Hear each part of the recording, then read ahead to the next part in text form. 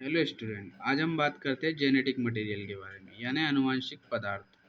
सबसे पहले हम इसकी डेफिनेशन देखते हैं। तो genetic material that store hereditary information, replicate itself और transmitted trait from one generation to next. आनुवंशिक पदार्थ वह है जो वंशानुगत जानकारी को संचित करता है, अपनी प्रतिलिपि बनाता है और लक्षणों को एक पीढ़ी से दूसरी पीढ़ी में स्थानांतरित करता है। और फिर देखते हैं हम डीएनए इज जेनेटिक मटेरियल। तो डीएनए वह जेनेटिक मटेरियल है। तो डीएनए का फुल फॉर्म है डीऑक्सी राइबो न्यूक्लिक एसिड। तो एक क्वेश्चन है कि DNA consider the genetic material, यानी डीएनए ही क्यों अनुवांशिक पदार्थ है। तो ये जानने के लिए कि डीएनए ही अनुवांशिक पदार्थ है, 3 एक्सपेरिमेंट हुए। सबसे पहला एक्सपेरिमेंट था ट्रांसफॉर्मेशन।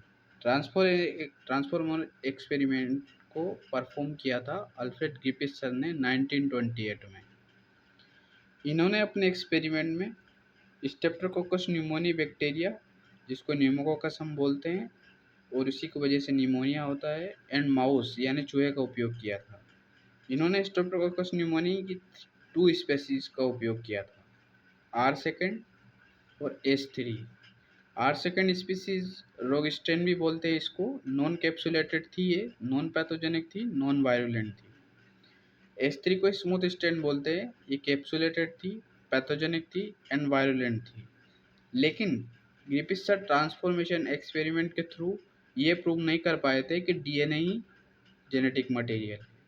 फिर सेकंड एक्सपेरिमेंट हुआ था, experiment of Avery MacLeod and McCarty in 1943। इन्होंने हीट किल S3 स्ट्रेन को सेंट्रीफ्यूगेशन किया था and carbohydrate capsule plus R second को इंजेक्ट करवाया था माउस में, तो माउस लाइव था। फिर उन्होंने protein plus R second species को इंजेक्ट करवाया माउस में, तो माउस लाइव था। फिर इन्होंने DNA plus R second species को इंजेक्ट करवाया माउस में, तो माउस डेड हो गया यानी चूहा मर गया था।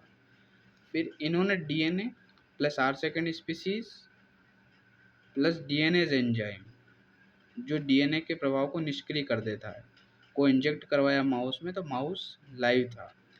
एंड फर्स्ट टोल्ड, यानी इन्होंने फर्स्ट ऑफ स्टेटमेंट दिया था कि डीएनए ही जेनेटिक मटेरियल है। इन्होंने पहली बार कहा था कि डीएनए ही जेनेटिक मटेरियल है और इनके एक्सपेरिमेंट से इन्होंने प्रूव किया था कि डीएनए आनुवंशिक पदार्थ है। लेकिन अपने एक्सपेरिमेंट में ये प्रूव नहीं कर पाए थे कि डीएनए लक्षणों को एक पीढ़ी से अगली पीढ़ी में लेकर जाता है। एक और एक्सपेरिमेंट हुआ था 1952 में, हर्शेंड चेस का एक्सपेरिमेंट। ये बेस्ड था ट्रांसडक्शन पे। ट्रांसडक्शन एक्सपेरिमेंट को प्रूव किया था जिंडर एंड लीडरबर्ग ने। इन्होंने अपने एक्सपेरिमेंट में E coli bacteria, T2 bacteriophage and radioactive sulphur S35 and radioactive phosphorus P32 का उपयोग किया था और प्रूव किया था अपने एक्सपेरिमेंट में कि डीएनए कैरी करता है कैरेक्टर को one generation to next generation. I hope को आपको डीएनए के बारे में 3 एक्सपेरिमेंट समझ आया होगा।